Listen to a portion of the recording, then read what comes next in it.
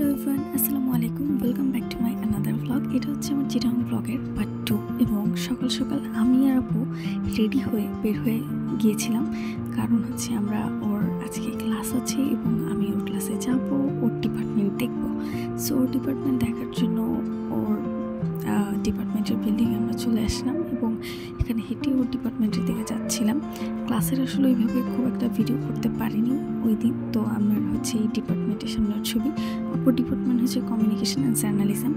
তো এরপর হচ্ছে গিয়ে আমরা ব্যাক করে ওই ক্লাস শেষে আমরা হচ্ছে ট্রেনে উঠি, কারণ আজকে আমরা শহর ঘুরবো এবং এটা হচ্ছে ওয়ার সিমেট্রি, যেখানে আমরা ঘুরতে এসেছি এবং এটা হচ্ছে আমাদের ফার্স্ট প্লেস ছিল ঘোরার। এরপর হচ্ছে আমরা চারুকলা ইনস্টিটিউটে চলে আসি, যেটা কিনা চিটাং শহরে অবস্থিত, এবং এখানেও আমরা একটু ঘুরোঘুরি করলাম অল্প সময়ের জন্য। এবং এখানে আসলে কিছু কিছু সুন্দর ভাস্কর্য ছিল, মোরগের একটা সুন্দর ভাস্কর্য ছিল, যেটা আমার দেখতে খুবই ভালো লাগছিল। এবং এখানে একটা ছোট মিউজিয়ামও আছে, এবং এখানে হচ্ছে গিয়ে একটা পুরাতন বট গাছ আছে, যেটা দেখতে অনেক বেশি সুন্দর। এই যে সেই বট গাছটা অনেক লম্বা এবং বেশ পুরনো একটা বট গাছ। এটা দেখে আমি খুব ভয় পাচ্ছিলাম, আমি জানি না কেন।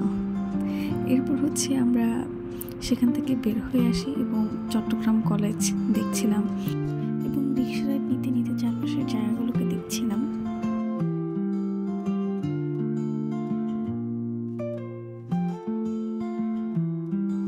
এরপর দুপুরের বেলা আমরা আমাদের দুপুরের খাবার খেয়ে নিই এবং তারপর বিকেলের দিকে আমরা চলে আসি অনেস্ট ক্যাফেতে, যেটা কিনা জামাল খান রোডে অবস্থিত। ক্যাফের বাইরেতে এরকম অনেক সুন্দর সুন্দর পুরনো কিছু জিনিস ছিল, যেটা দেখতে আসলে অনেক ভালো লাগছিল।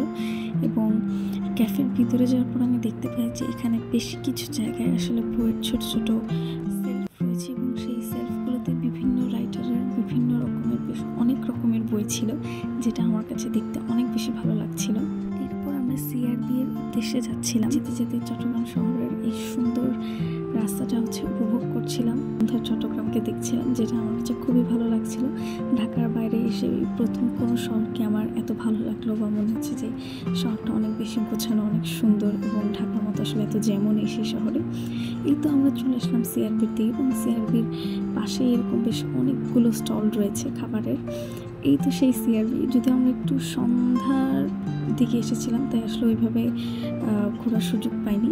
এরপর আমরা ট্রেনে করে বাসায় চলে আসলাম এবং বাসায় এসে এটা ছিল আমার সেদিনের ডিনার। অনেক ভালো ছিল, খেতে অনেক মজা হয়েছিল। সো দেখাচ্ছি আবার নেক্সট ব্লগে।